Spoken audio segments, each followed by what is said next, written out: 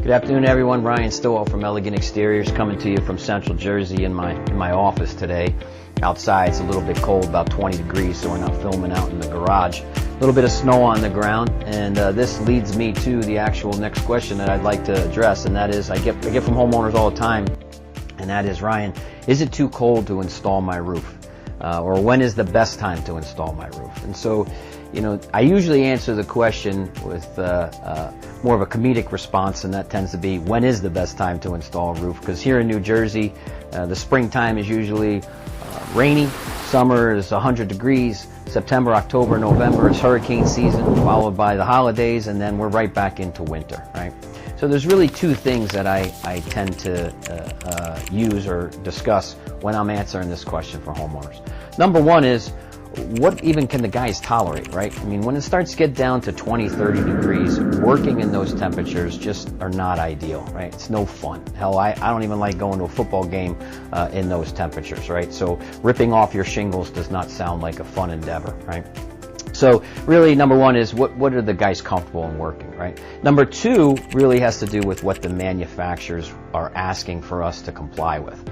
And that is really, they want 40 degrees of ambient temperature and rising, right? So, you know, those tend to be the ideal temperatures where what they call thermal adhesion starts to occur. And so what is thermal adhesion? Well, basically, on the back of every shingle, there is an adhesive tar strip.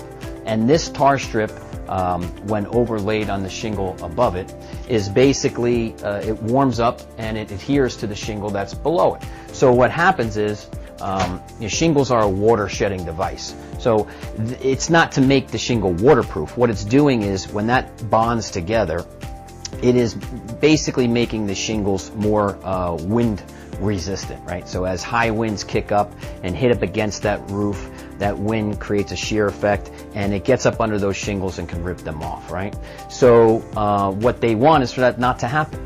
And in order for that thermal adhesion to occur, they're going to need temperatures of 40 degrees and rising, and that's when that thermal adhesion starts to happen, okay? Now, that doesn't mean we can't install a roof when temperatures are below that, right? I mean, hell, new construction doesn't stop happening in December and pick up back up in April, you know, in New Jersey. At the same time, you know, you could have an accident where a branch or tree falls on your house. They don't just fix the house and say, well, we're going to not do the roof until the temperatures warm up, right? The work has to continue. So the manufacturers have requirements if we were going to install in temperatures that are below 40 degrees to help ensure that wind is not necessarily going to be a problem. And what they do is they ask us to manually apply adhesive in areas where the roof would be more prone to wind blow-offs.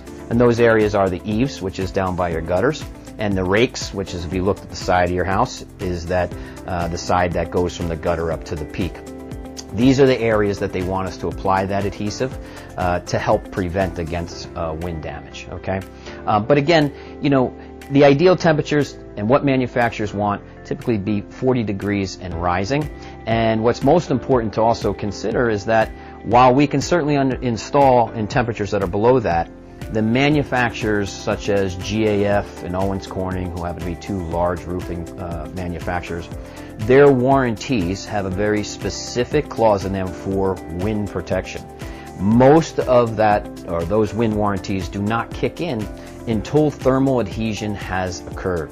So if we install in temperatures where we're below 40 degrees, basically the wind coverage, that wind portion of your warranty, is non-existent until thermal adhesion happens. So you can have a roof installed in January and it be fine, but basically GAF is not covering your wind portion of warranty until that thermal adhesion occurs, which may not happen until spring, right?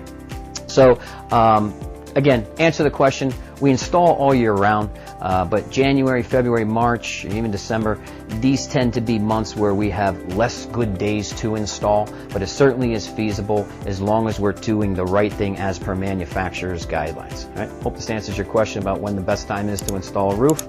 Look forward to talking to you soon.